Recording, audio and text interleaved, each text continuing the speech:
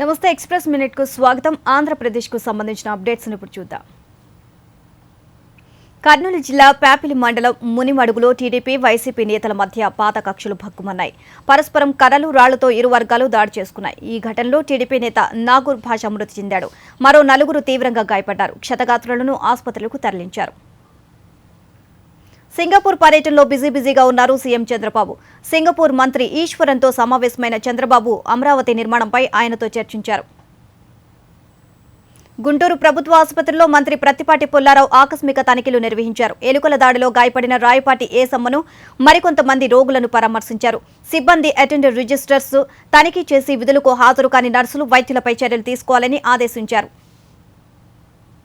కాకినాడలో గణేష్ నవరాత్రి ఉత్సవాల్లో సినీ దర్శకుడు కె విశ్వనాథ్ పాల్గొన్నారు. ఆలయ కమిటీ సభ్యులు ఘనంగా సత్కరించారు. ఆలయంలో సంప్రదాయ భక్తి గీతాల ఆలాపన, యువతల కోలాటాలు అలరించాయి.